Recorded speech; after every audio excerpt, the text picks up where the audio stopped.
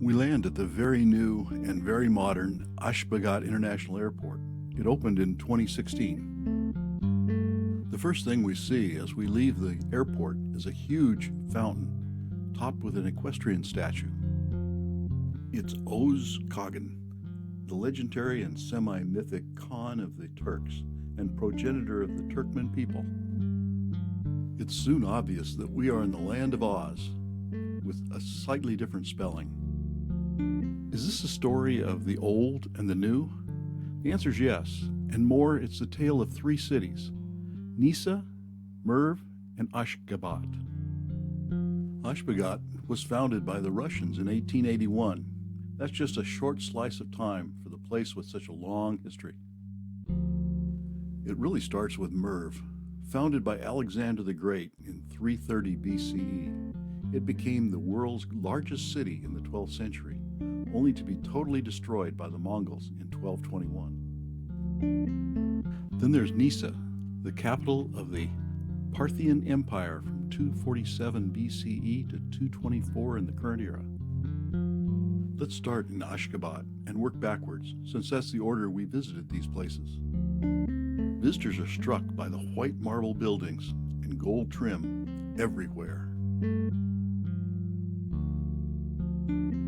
And there aren't just a few monuments, they're all like that. For a capital city, the traffic is extremely light. Even the shopping malls are empty. We soon learn that Ashgabat is all about oil and this man, Turkmenbashi. Turkmenistan has 9.3% of the world's proven natural gas resources, the fourth largest after Iran, Russia, and Qatar. This is Sapuramat Nayakov, or as he named himself, Turkmenbashi, head of the Turkmen, or as our guide was required to say, Turkmenbashi the Great. He was the first secretary of the Turkmen Communist Party when the country became independent from the USSR in 1991. He was elected president in 1992 in an uncontested election. He was declared president for life by the parliament in 1999. To help his people find their identity in the post-Soviet era, he wrote the Rahnama, the Book of the Soul, combining spiritual and moral guidance, autobiography, and revisionist history. This very large version of the book opens to display quotations on LED screens. In addition to government buildings, all the oil revenue funded apartment blocks, but it's not clear if anyone lives in them. Even our hotel seems very quiet. Monuments are everywhere. This one celebrates the 1991 independence from the Soviet Union. This one commemorates Turkmenbashi's favorite horse. This one symbolizes the peace and prosperity that reign in Turkmenistan. To keep the people happy and healthy, there are parks and walking trails in the hills. And my favorite, the world's largest enclosed Ferris wheel. The National Museum has a nice collection of artifacts, well displayed. The same is true with the National Carpet Museum. The collection consists of over 1,000 handmade carpets from medieval times through the 20th century. We learned about two-sided carpets. We learned that each tribe had a distinctive motif or gull for their carpets, and that picture carpets can have over 200 colors of yarn. Turkmenbashi died in 2006, but his vice president picked up where he left off. Berdi Muhammadov learned the power of the cult of personality from the master. His portrait seems to be everywhere. He's continuing his predecessor's work with an Olympic stadium in white marble. It's complete with a horsehead torch for the Olympic flame and a hotel for the Olympic participants. Build it and they will come. In the evening, we're going to the wedding palace for dinner. We're welcomed into one of the banquet rooms by dancers in national dress. During dinner, they entertain us with well-choreographed Turkmen folk dances.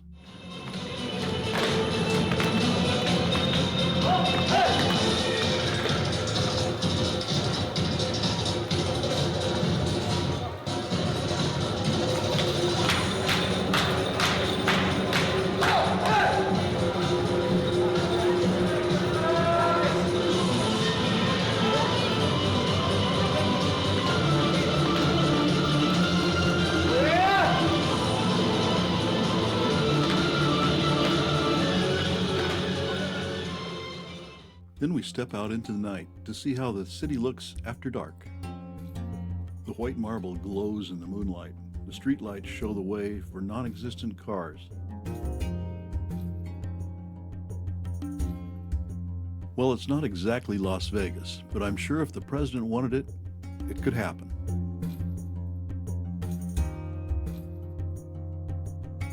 Oh, that's President Berdi Mohamedov in gold on his horse, on a huge slab of white marble.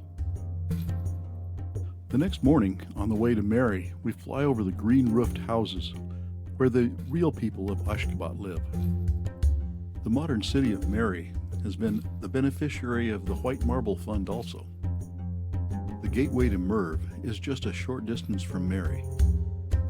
Merv is a much different place today from the time it was home to 500,000 people.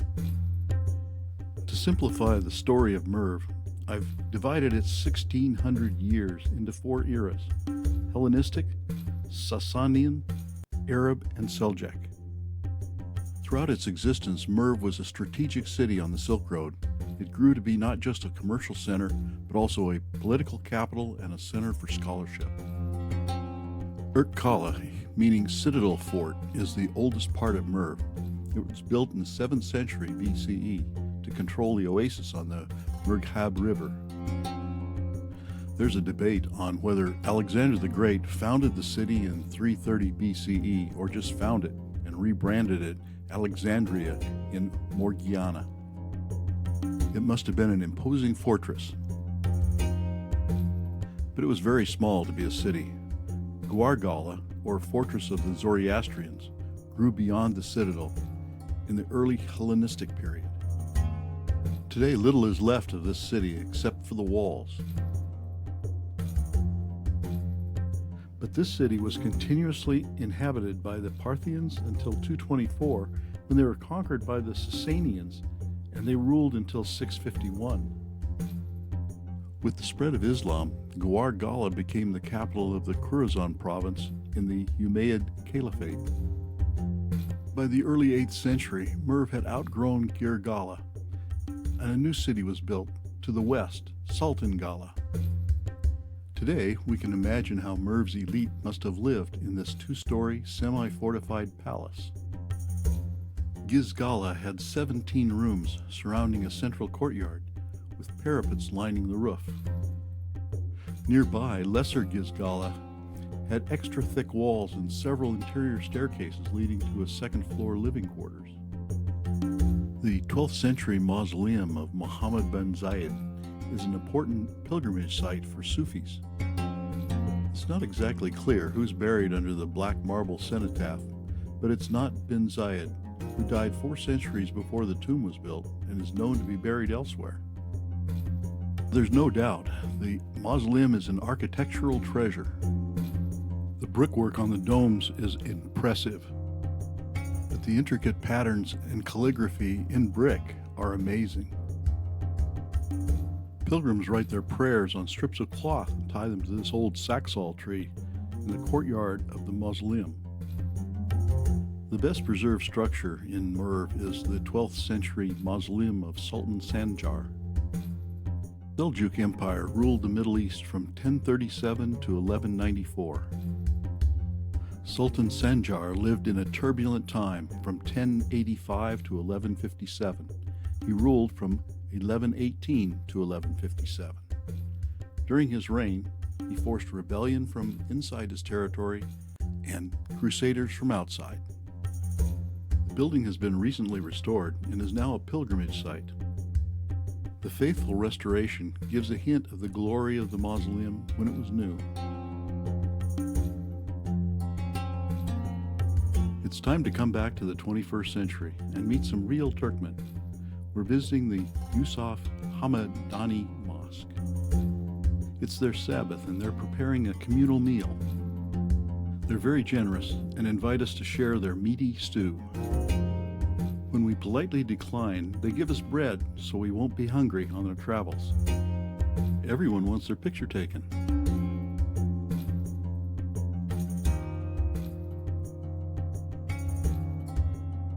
Well, almost everyone. Outside the mosque, this Turkmen was ecstatic when he hears we're from America.